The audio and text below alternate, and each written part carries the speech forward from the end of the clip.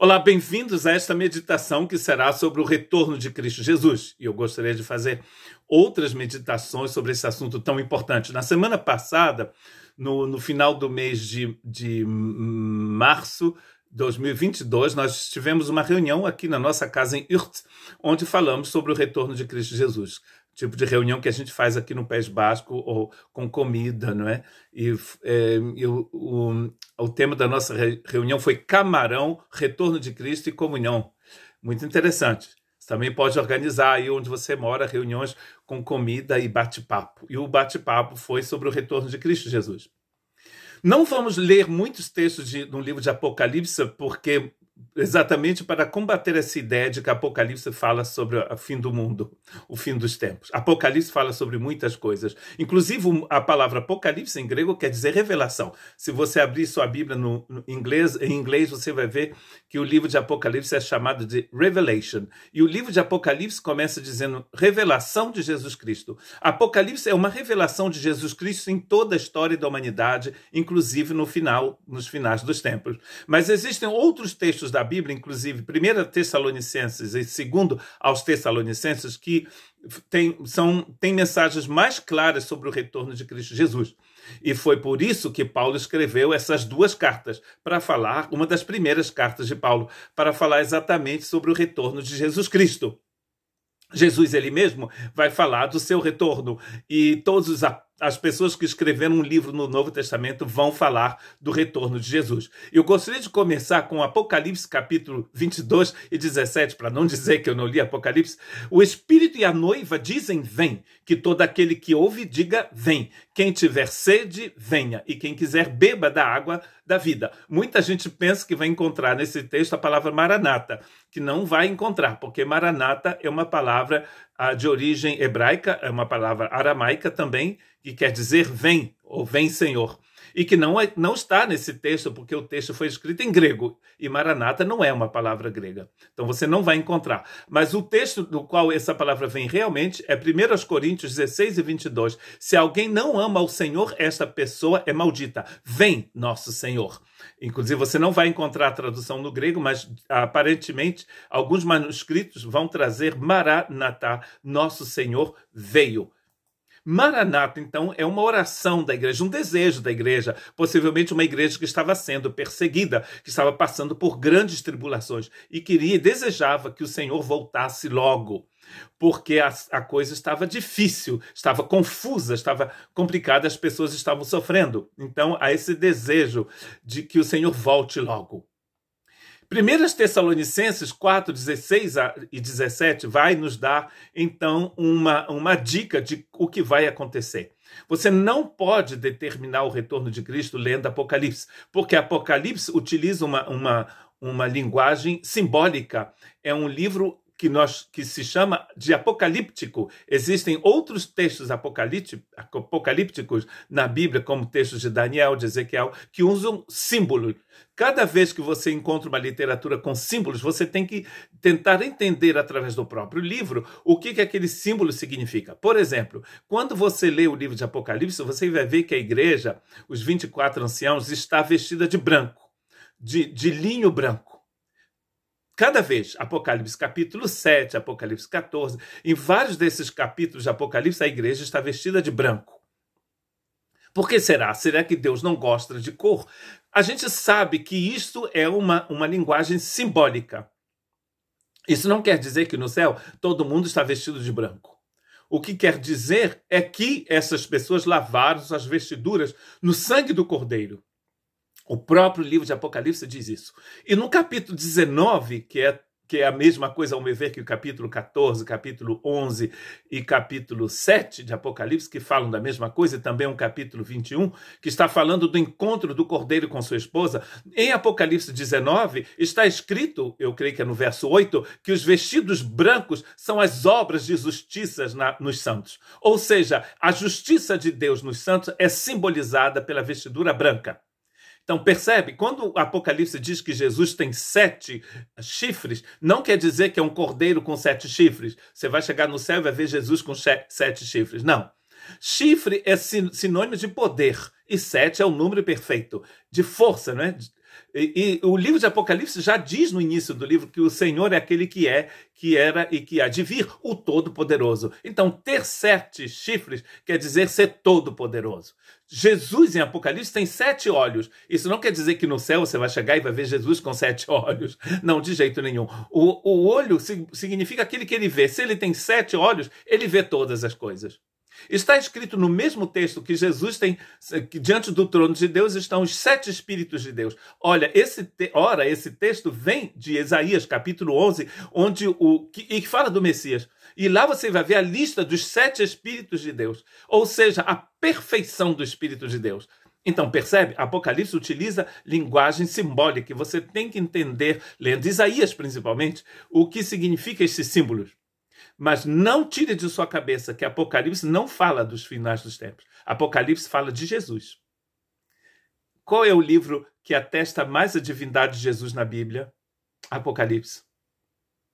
Em Apocalipse, o que é dito de Deus em Isaías é dito do Cordeiro em Apocalipse. Por exemplo, Alfa e Ômega é dito de Deus, e em Apocalipse é Jesus que é o Alfa e o Ômega. Aquele que era, que é e que há de vir. Também é Jesus em Apocalipse. No Antigo Testamento ele vai falar isso de Deus, do Pai. Em Apocalipse ele está falando de Jesus, mostrando que Jesus é Deus. Voltemos ao nosso texto de 1 aos Tessalonicenses 4, 16 a 17. Pois o Senhor mesmo descerá do céu com brado de comando, com voz do arcanjo e com toque da trombeta de Deus. Primeiro os mortos em Cristo ressuscitarão. Depois com eles nós, os que ainda estivemos vivos, seremos arrebatados nas nuvens ao encontro do Senhor nos ares. Então estaremos com o Senhor para sempre. Percebe que aqui, quando o Senhor voltar, não tem nada mais acontece depois.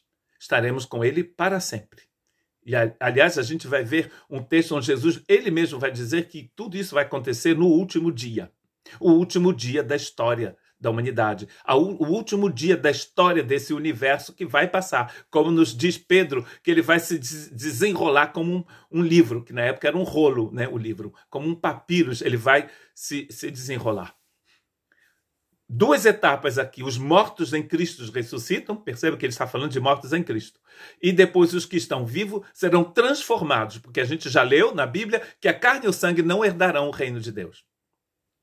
No reino dos céus não entra essa carne e esse sangue, esses ossos que você tem, que vai virar pó, inclusive aqui, né? Vaidade, por quê? Se a gente vira pó. Esse texto de 1 Tessalonicenses 4, 16 e 17, ao meu ver, é a base para entendermos o que vai acontecer no retorno de Cristo Jesus. Muito simples o texto.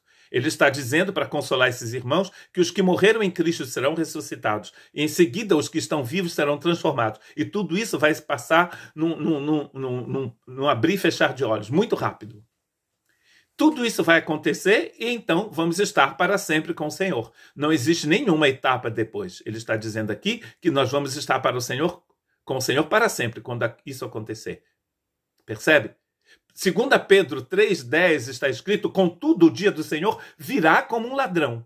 Os céus desaparecerão, aqui está o texto, com um terrível estrondo, e até os elementos serão consumidos pelo fogo. A terra e tudo que nela há serão expostos, serão destruídos. O que ele quer dizer aqui com expostos? Serão queimados, como se queimava um manuscrito antigo, que não era mais utilizado.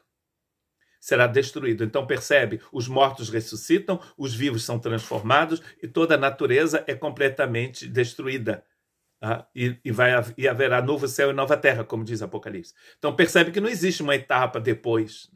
Esse é o final de todas as coisas. Mas o interessante aqui, segundo esse texto de Pedro, 2 Pedro 3,10, que tudo isso vai acontecer como um ladrão. Ele vai dizer então que o dia do Senhor virá como um ladrão. O ladrão não vai pegar o seu telefone e dizer: olá, bonjour, madame, eu vou vir roubar a senhora esta noite, esteja pronta. Não, o ladrão não liga. Na época de Paulo não havia celular, né? Então o portátil, telemóvel, né, como se diz em Portugal, eu creio. O ladrão não liga para você dizendo: eu vou vir te roubar. Você não tem como saber quando o ladrão vai vir. Senão você chama a polícia, chama o FBI, chama a Gendarmerie de France, a polícia militar francesa. Não. Você não sabe, então você não sabe quando Jesus vai voltar.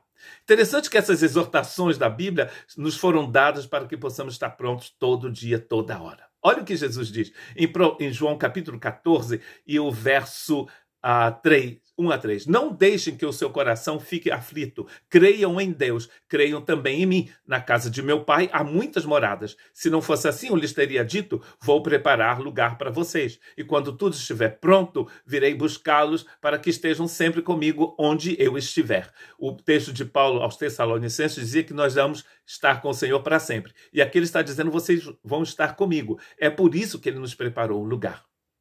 Continuaram a olhar atentamente o céu, até que 2 homens vestidos de branco apareceram de repente no meio deles e disseram, homens da Galileia, por que estão aí parados, olhando para o céu? Esse Jesus, que foi elevado do meio de vós ao céu, voltará do mesmo modo como o viram subir. Atos 1, 10 e 11. Interessante que algumas frases acima desse texto, os apóstolos, último momento com Jesus, né? Paulo vai nos dizer em 1 Coríntios 13, 1 Coríntios 15, que havia aproximadamente 500 pessoas ali e eles vão perguntar para o Senhor, Senhor, quem é que vai governar no Brasil em 2020, Machado? Quem vai ser o presidente da França? Não foi disso, mas um pouco parecido. Quando que o Senhor vai restaurar o reino de Israel? Eu imagino que Jesus deve ter pensado, não, perdi meu tempo. O tipo de pergunta que você faz com Jesus, os últimos instantes com Jesus, como se Jesus viesse aqui para estabelecer um reino humano. O meu reino não é desse mundo, diz o Senhor. E o que o Senhor vai responder? Ele vai dizer, não cabe a você saber nada disso, o que o Pai reservou para ele mesmo. Só Deus sabe de tudo isso. Porém, uma coisa vocês devem saber, vocês serão meus mártires, minhas testemunhas aqui em Jerusalém, na Judéia, em Samaria e até os confins do mundo. E logo depois, então, ele vai subir ao céu. E esses anjos vão dizer da mesma forma que ele veio e vai voltar. Jesus está voltando. Você está pronto? Tem que estar, né? Porque Jesus vai voltar cedo. Ele diz, eis que cedo venho. Mateus 24, 42 a 44, Jesus diz, portanto, vigiem, pois não sabem que ocasião o seu Senhor virá. Entendam isto, se o dono da casa soubesse exatamente a que horas viria o ladrão, ficaria atento e não permitiria que a casa fosse arrombada. Estejam também sempre preparados, pois o Filho do Homem virá quando menos esperam. Esta é a vontade de Deus, que eu não perca um sequer de todos que ele me deu, mas que ressuscite todos no último dia. O último dia vai chegar. Cedo ou tarde ele chega. Agora, você não sabe quando. Pode ser hoje, amanhã, daqui 100 anos. Ninguém sabe. Então, precisamos estar prontos, porque, de qualquer forma, você não vai viver 1000 anos. Você só vive o tempo que você vai viver. Então, você precisa estar pronto todo dia. Esta é a vontade do meu Pai. Eu estou lendo em João 6, 39 e 40, que todo aquele que olhar para o Filho e crer nele tenha a vida eterna, e eu o ressuscitarei no último dia. Então, aquilo que Paulo falou em Tessalonicenses, falando que vamos estar para sempre com o Senhor, Jesus chama aqui de último dia. O último é o último, gente. Depois não tem mais. Não tem mais. É o último dia. O último dia da história, o último dia da sua vida, o último dia da vida do nosso país, de todos os países, de todas as nações, de todos os planetas, de todas as galáxias. Depois não tem mais dia. Importante saber disso. É o que o texto está dizendo. O dia do Senhor, nos diz Paulo em Tessalonicenses, 1 Tessalonicenses 5:2, virá inesperadamente. Inesperadamente. Isso quer dizer que pode ser a qualquer momento. Quando é que você deve estar esperando a volta do Senhor? Agora. Interessante que quando a gente celebra a ceia, aqui na França, antes do Covid, a gente celebrava a ceia, as igrejas evangélicas celebram a ceia todo domingo. Todo domingo tem ceia. A ceia faz parte do culto aqui na França. Eu acho muito interessante isso. Nós estamos, inclusive, voltando ao normal, agora depois de 2 anos de pandemia, tendo ceia de novo aos domingos. Todos os domingos a gente tem ceia. E Jesus disse que nós temos que fazer isso em memória dele, esperando aquele grande dia, até que ele volte. Como a gente não sabe quando ele vai voltar, a gente celebra todo dia. Você pensa em Cristo e em sua volta todos os dias. A sua vida aqui é um vapor. Mesmo que você viva como a rainha da Inglaterra, a sua vida é um vapor. Passa super rápido. Sua vida não é aqui. Não temos pátria aqui, diz Paulo escrevendo aos Filipenses. A nossa pátria não é aqui. 1 Tessalonicenses 5:23 vai nos mostrar a importância de estarmos prontos. É agora que o Deus de paz os torne santos em todos os aspectos e que o espírito e a alma e o corpo de vocês estejam mantidos irrepreensíveis até a volta de nosso Senhor. O espírito, alma e corpo irrepreensíveis até a volta do Senhor. Que Deus possa manter que vocês continuem santos, separados, pertencentes a Deus somente. Vocês só pertencem a Deus, não a vocês mesmos. Sempre. Existe uma parábola no livro de Mateus, capítulo 25, 1-13, que eu não vou ler agora, mas vocês podem ler, que é a parábola das 10 virgens. 5 virgens estavam prontas naquela parábola para a chegada do noivo e outras 5 não estavam. Quando o noivo vem, as 5 que não tinham azeite em suas lâmpadas vão ficar de fora. Vão ficar de fora e não vão participar do banquete com o noivo. E possivelmente aquelas virgens estavam com fome, passaram um concurso para entrar para serem escolhidas entre as 10 melhores virgens do vilarejo para participarem daquele casamento, mas estavam prontas, ficaram embriagadas, bebendo a cachaça delas lá no bar da esquina, ficaram vendo a novela, ficaram vendo o jogo de futebol da Copa do Mundo, do Campeonato Nacional, Internacional, Estadual, envolvidos com um monte de porcaria, com um monte de coisa que não serve para nada. O Filho do Homem veio e eles ficaram de fora. Interessante que aquelas virgens eram virgens da igreja. Pertenciam à igreja local, mas não tinham azeite. Símbolo do Espírito Santo. Aquele que não tem o Espírito Santo não pertence a Cristo. Pode espernear, pode dizer que o pai era pastor, que ele mesmo era pastor, que pertencia à igreja machin, truc bidule, à igreja tal, machin, em francês se fala machin, truc bidule. Não entra, minha gente, porque não tem azeite. Não tem o Espírito de Deus, não nasceu do alto, só era crente. Percebe a importância? Leiam Mateus 25, 1-13, a parábola das 10 virgens. Não temos azeite, elas dizem. Não vão entrar. Pode gritar, espernear, vão dizer, Senhor, Senhor, abra-nos as portas. Mas o que Jesus vai dizer? Não os conheço. Ou seja, entre vocês e eu não existe nenhum relacionamento. Nós não nos conhecemos. Não quer dizer que Jesus não sabia quem eram aquelas pessoas. Ele sabia muito bem quem elas eram, mas elas não sabiam quem era Jesus. Muito lindo isso, né? E ele diz, portanto, vigiem, pois não sabem o dia nem a hora que ele vai voltar. Agora, irmãos, diz Paulo, escrevendo aos Tessalonicenses 4, 13 e 18, não queremos que ignore o que acontecerá aos que já morreram, para que não se entristeçam como aqueles que não têm esperança. Nós, quando temos Cristo, temos esperança, porque cremos que Jesus morreu e foi ressuscitado. Também cremos que Deus trará de volta a vida com Jesus todos os que morreram com Jesus. Nós iremos ao encontro do Senhor com aqueles que já morreram, ele diz. E ele vai então dizer aquilo que a gente já leu, o Senhor descerá do céu com brado de comando. Agora, quando? Nós não sabemos. É por isso que precisamos estar prontos toda hora, todo dia.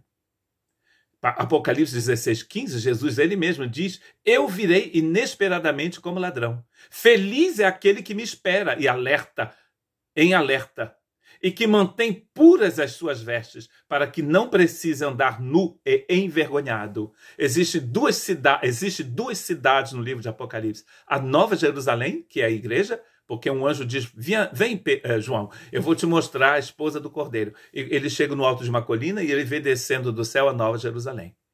A Nova Jerusalém em Apocalipse é a igreja de Cristo Jesus. Não sou eu que estou dizendo, é o texto quem diz. Vem, vou te mostrar a igreja. E João vai e vê a Nova Jerusalém, que desce do céu. A Nova Jerusalém é a esposa do Cordeiro. Agora tem uma outra cidade em Apocalipse que não é a esposa do Cordeiro, é a Babilônia. A Babilônia está vestida de escarlate, a igreja está vestida de branco. Olha que lindo. E a igreja não é nua. Há uma igreja em Apocalipse que estava nua, a igreja de Laodiceia. Era uma igreja tão descrente que Jesus estava do lado de fora, batendo a porta. Apocalipse 3:20. Eis que estou à porta e bato.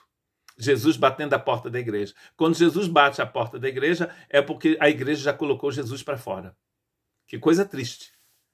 E sempre, em todas as épocas, inclusive há 2000 anos atrás, já havia a igreja de Laodiceia. Todas as épocas, sempre houve a igreja de Laodiceia. No início e no final dos tempos, sempre. De qualquer forma, os apóstolos chamavam os finais dos tempos. Depois da cruz de Cristo, já estavam nos finais dos tempos. E criam que Jesus iria voltar durante o tempo em que eles ainda estavam vivos aqui. E já faz 2000 anos. Jesus ainda não voltou, mas ele vai voltar. Não andem nu e envergonhado. Aquele que é vestido de branco não é envergonhado. Romanos 8:1, não há condenação para aquele que está em Cristo Jesus.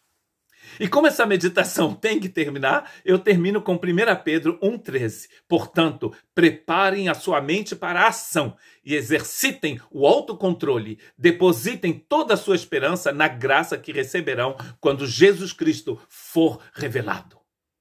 Não ande envergonhado nem nu, mas ande agindo, como ele diz aqui. Preparem a mente para a ação, porque Jesus está voltando e ele já deu para vocês um autocontrole para que você possa viver uma vida digna dele aqui, esperando a volta dele. Maranata, que Deus te abençoe.